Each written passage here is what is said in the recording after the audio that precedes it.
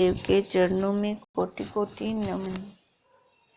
श्री विचार सागर दर्पण की चौथी तरंग में हमारा चल रहा था कि शंकावादी ने ये शंका की थी कि भगवान मेरे को ये तो समझ में आ गया है कि ये जन्म मरण सारा मेरे स्वरूप में मिथ्या है, पर कई बार जब भयानक सपने आते हैं तो उस समय हमारे घर के बड़े बुजुर्ग कहते हैं कि कोई कर्म कर लो, या रात को पैर धो के सोया करो, या जप कर लिया करो। तो आप कहते हो कि ये संसार स्वप्न की तरह है नहीं, पर हमें भास रहा है रस्सी में सांप की तरह। पर जो है नहीं और भास रहा है तो उसके लिए ये कर्म करने की क्या जरूरत है। पर हमें तो अपने बुजुर्गों ने कहा है कि भयानक सपने आते हैं तो ये वाला कर्म करो। मानो कि उनकी निवृत्ति के लिए तो उपाय बताया जा रहा है ना। अब ऐसे ये संसार भी मेरे को एक डरावना सपना लगता है, तो इसकी निवृत्ति के लिए भी मेरे को कोई ना कोई उपाय बताइए जिससे मेरे को मोक्ष प्राप्त हो। आप कृपा कीजिए, मेरे को उपाय बताइए। अब उसका कहने का मतलब है कि वो मैंने कोई कर्म किया था, फिर जाकर मेरे वो भयानक सपने जो आ रहे थे वो बंद हुए। अब इसके लिए भी, संसार की निवृत्ति के लिए भी मेरे को कोई ना कोई कर्म करना पड़ेगा। वो कर्म बताइए मेरे को। पर गुरुदेव उसको समझा रहे हैं, पहले भी यही समझाया है कि ये संसार अज्ञान का कारण है, ये अज्ञान से पैदा हुआ है। कर्म करने से इसकी निवृत्ति नहीं होगी। इसकी निवृत्ति कैसे होगी?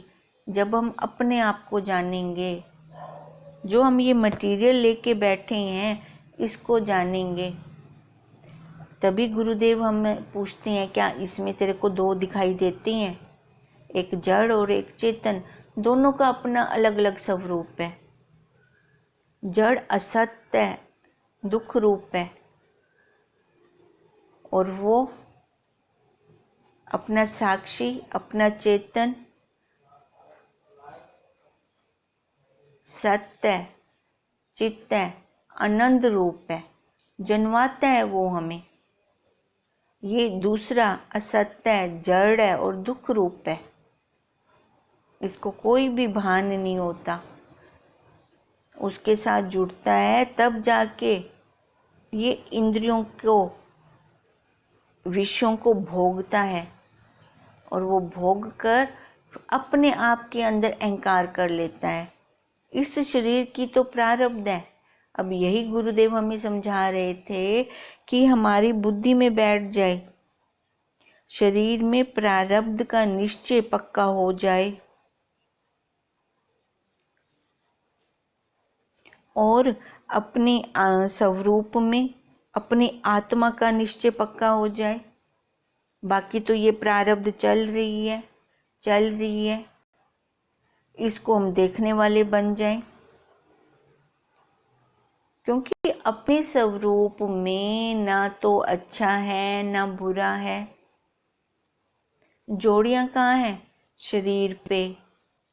सुख दुख, मान अपमान, मेरा तेरा, रात दिन, उसके लिए ना रात है ना दिन है। जो ब्रह्म ज्ञानी होते हैं, आठों पहर उनकी दिवाली होती है, कोई एक दिन निश्चय में नहीं होता। पर जब हम आकार पे बैठते हैं तो वहां पर हमारा ये चलता है, ये आज का है, ये कल का है, ये परसों का है, ये ग्रहण करना है, ये त्यागना है। गुरुदेव कहते हैं वो व्यवहारिक सत्य है। व्यवहारिक सत्य में आकार सत्य है, आकार के साथ व्यवहार कर दो, पर बुद्धि में दृढ़ता किसकी रहे? परमार्थिक सत्ता की कि मैं सत तू, मैं चित तू। अब वही मदालसा माँ भी अपने बच्चों को वही लोरियां देती है, शुद्धो अस्सी, बुद्धो अस्सी, निरंजनो अस्सी। हमें भी हमारी गुरु रूपी माँ वही लोरियां दे रही हैं, पर हमारी बुद्धि में ये जाता नहीं है। अब जब तक हम ये बाहर को ही देखते रहेंगे, जब अपने बाहर को देखेंगे तो अपने स्वरूप को नहीं जान पाएंगे, और जब अपने स्वरूप को जान लेंगे और आत्मा को ब्रह्म रूप से जान लेते हैं कि मैं आत्मा ब्रह्म हूँ, मैं ब्रह्म हूँ। अब ये मैं ब्रह्म हूँ तो मैं किसको कह रही हूँ? मैं तो आकार वाली बैठी हूँ। भाग त्याग लक्षण वृत्ति द्वारा इस आकार को, एक भाग को छोड़कर दूसरे भाग को लेंगे। और जितनी भी ये खानियां हैं, ये कहाँ से प्रकट हुई हैं? आत्मा से, क्योंकि सामग्री वही रही थी। तो हमारा स्वरूप क्या हुआ? ब्रह्म। हम क्या हैं? ब्रह्म हैं। देखो, जितनी भी नदियां समुद्र में जाकर मिलती हैं तो वो क्या रूप हो जाती हैं? वही समुद्र रूप हो जाती हैं। वो बड़ी मैं, ये छोटी मैं। और निकलती भी कहाँ से हैं? नदियां निकलती भी कहाँ से हैं? उसी समुद्र में से तो निकलती हैं। हम निकले उसी समुद्र में से हैं, निकलकर छोटी छोटी मैं में बट गए, छोटे छोटे आकारों में बट गए, अपने मूल अधिष्ठान को भूल गए। जब भूल गए तो किसी से राग कर बैठे, तो किसी से द्वेष कर बैठे, क्योंकि हमें अपने स्वरूप का तो पता नहीं। ये सारी छोटी छोटी नदियां निकली कहाँ से हैं? उसी समुद्र में से तो निकली हैं, उसी साक्षी में से तो निकली हैं, उसी ब्रह्म में से तो निकली हैं। उसको जब हम नहीं देखते तो व्यवहार में फंस जाते हैं, व्यवहार को ही सत्य मान लेते हैं। जब सब ही हम हैं, दूसरा कोई है ही नहीं, तो राग किससे करना और द्वेष किससे करना? जितना भी दिख रहा है चर अचर, वो सब मैं ही हूँ। और अगर शरीर दिखे, ये शरीर दिखे तो मैं नहीं हूँ, तो भी मैं हूँ। ये आकार जो दिख रहा है तो भी मैं हूँ।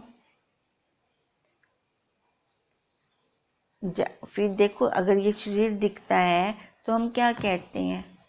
अब ज्यादा दृष्टि किस पे जाती है?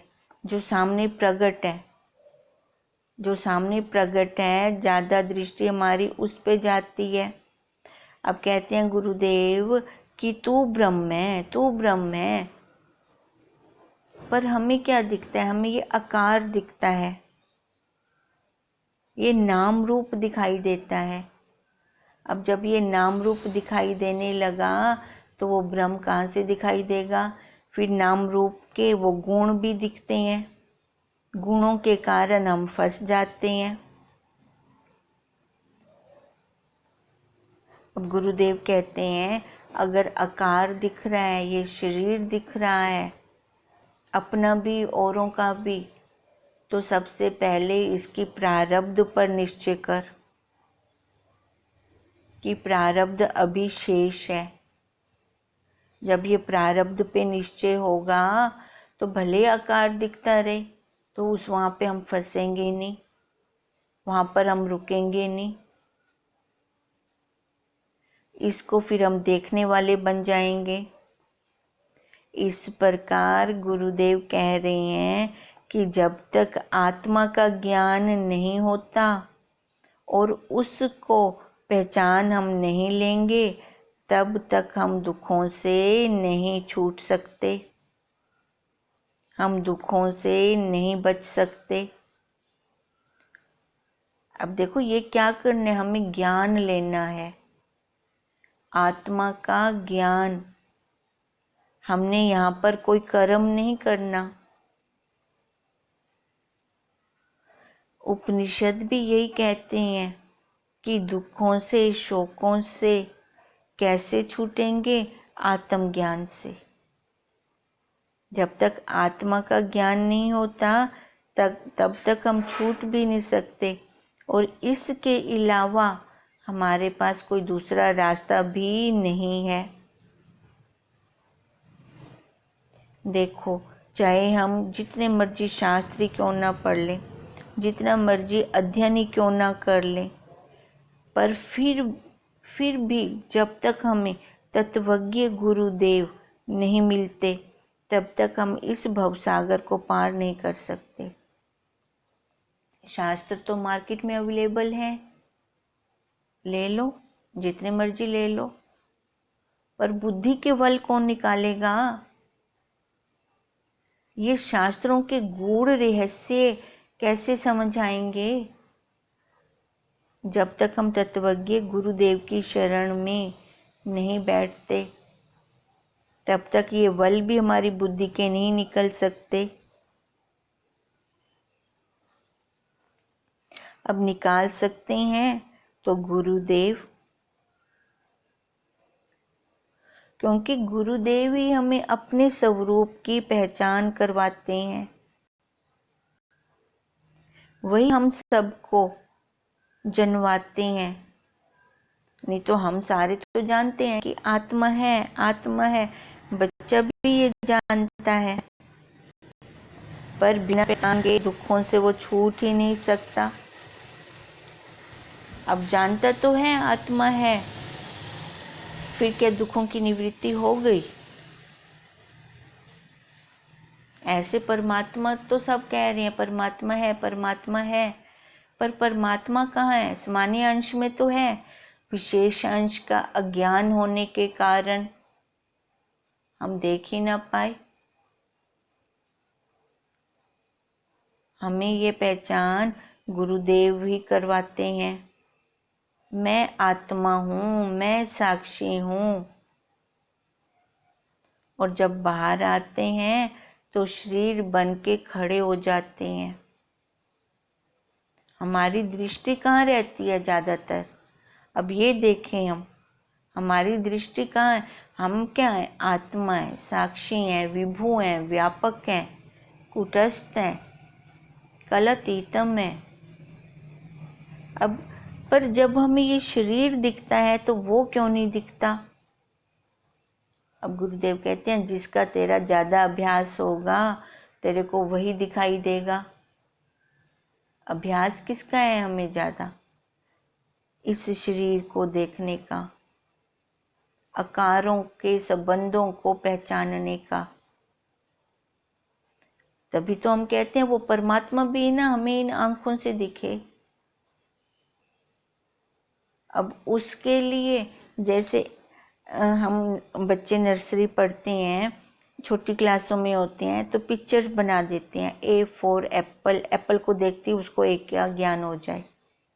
बनाना को देखते, बी फॉर बनाना, बी को देखते ही उसको बनाना का ज्ञान हो जाए। अब ऐसे हमारे संतों ने भी हमारे लिए पिक्चर्स बना दी। शिव जी का आकार में वो बना दिया, मूर्ति बना दी, कृष्ण जी की मूर्ति बना दी।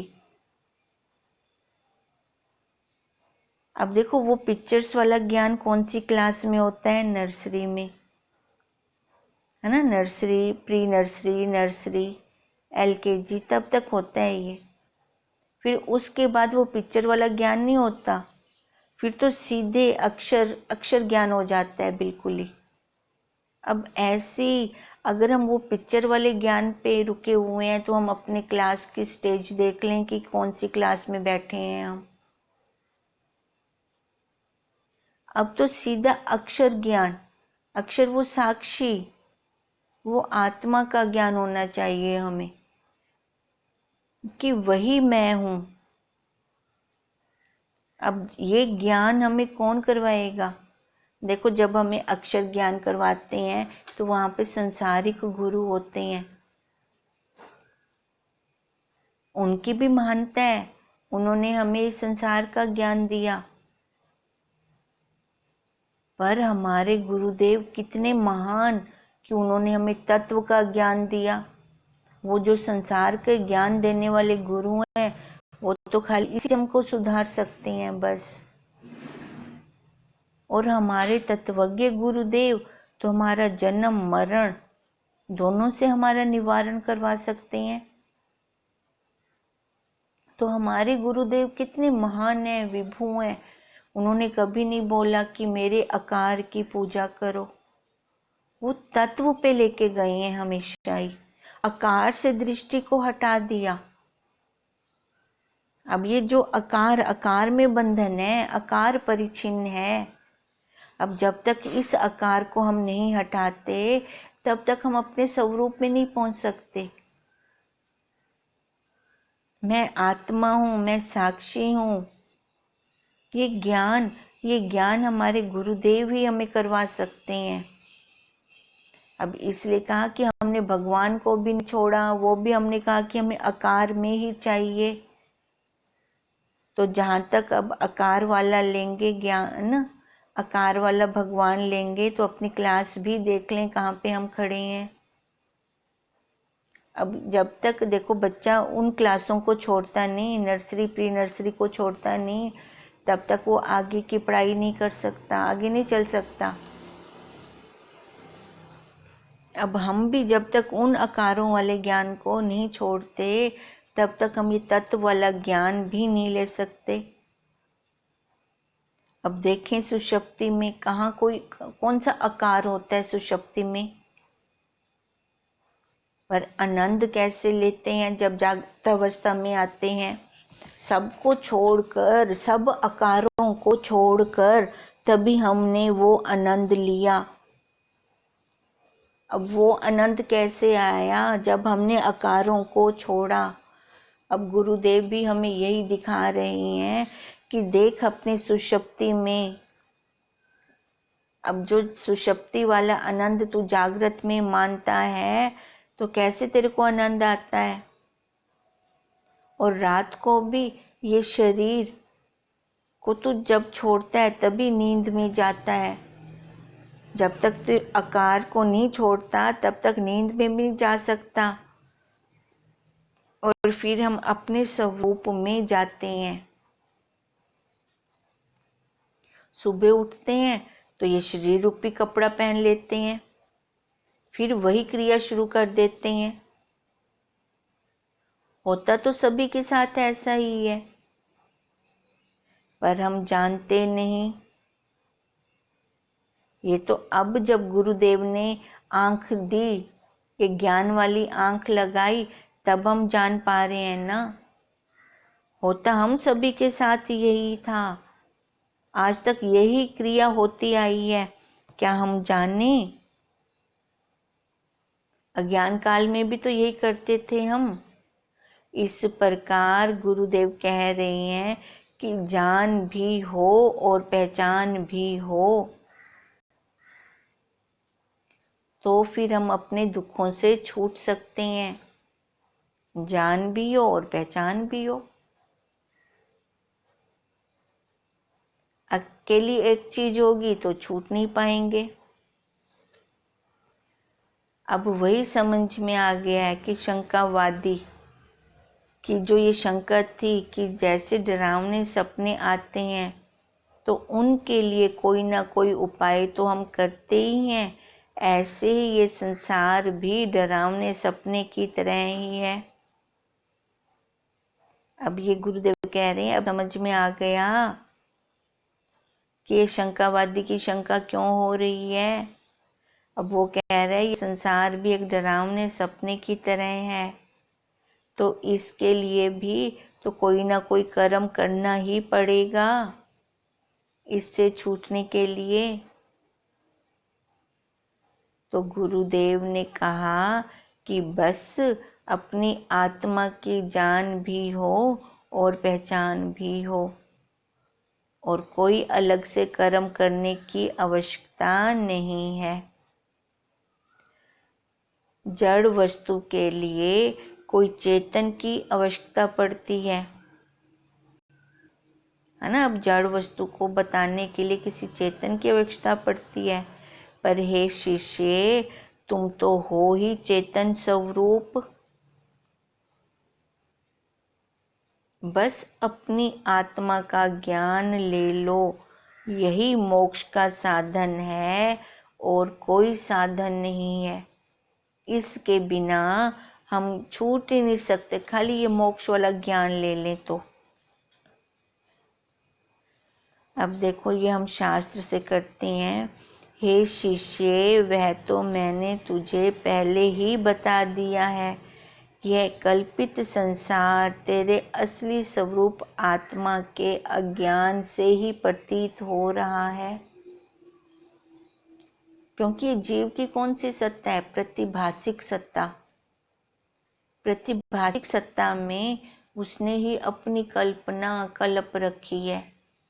तो गुरुदेव कहते हैं मत कल्प, है ना। अपनी कल्पना बनाना छोड़ दे तो दुखों से छूट जाएगा। व्यवहारिक सत्ता में आ जा। व्यवहारिक सत्ता में अपनी प्रारब्ध का निश्चय पक्का कर ले।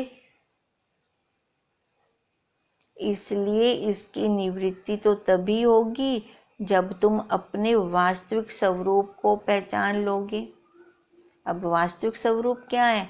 मैं सत्य हूँ, मैं चित्त हूँ, मैं आनंद हूँ, आधार हूँ, सामान्य चेतन हूँ, परमार्थिक सत्ता हूँ, परमार्थिक सत्य हूँ मैं।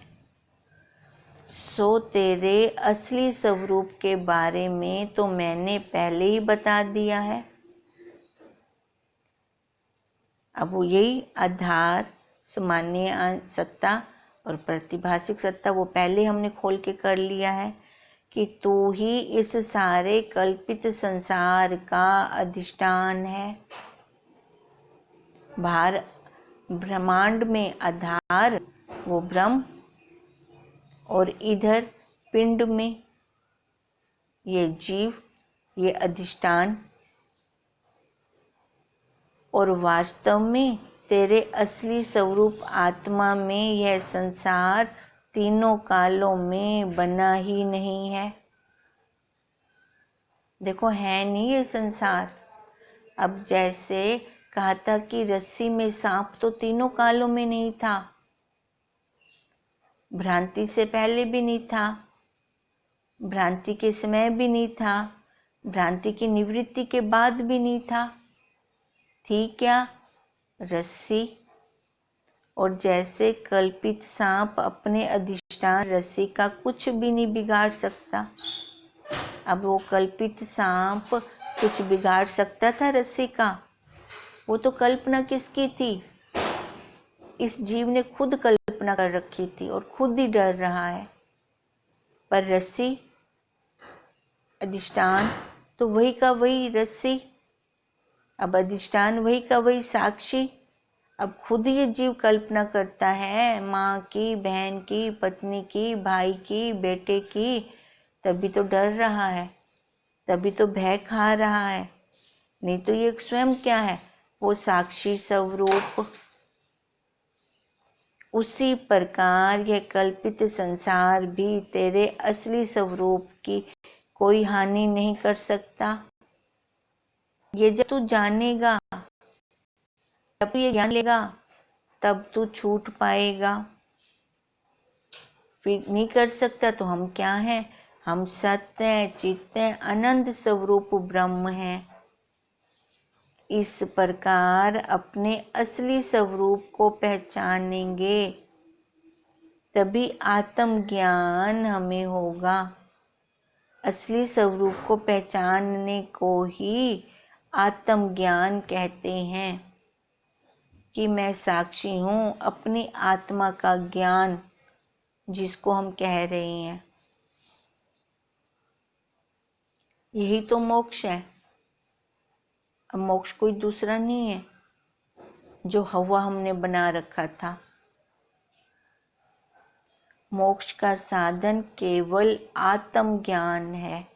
अब जैसे वो कह रहा था कि वो डरावने सपनों के लिए हम कोई ना कोई तो कर्म कर रहे हैं। अब गुरुदेव कह रहे हैं वो कर्म करने की तेरे को कोई ज़रूरत नहीं है, खाली ज्ञान ले, ज्ञान ले, ये जान ले और पहचान ले कि मैं साक्षी हूँ। हम जानते तो हैं पर पहचानते नहीं हैं, उसकी हम बाहर ढूंढ रहे हैं, उसको हम बाहर कहीं और जगह पे देख रहे हैं। अब गुरुदेव कहते हैं बाहर देखता रहेगा तो वो तेरे को मिलेगा नहीं, तू जान नहीं पाएगा। जब तक तू उसको अपने अंदर नहीं देखता कि मैं ही वो चेतन स्वरूप हूँ, मैं ही वो साक्षी हूँ, तब तक इन दुखों से तू छूट नहीं पाएगा। ये हमारा आज यहाँ तक खत्म हुआ। कल उसकी फिर से शंका होगी, फिर हम कल करते हैं। ओम तम नमामि हरिं परम, ओम तम नमामि हरिं परम, ओम तम नमामि हरिं परम। ब्रह्म स्वरूप गुरुदेव के चरणों में कोटि कोटि नमन।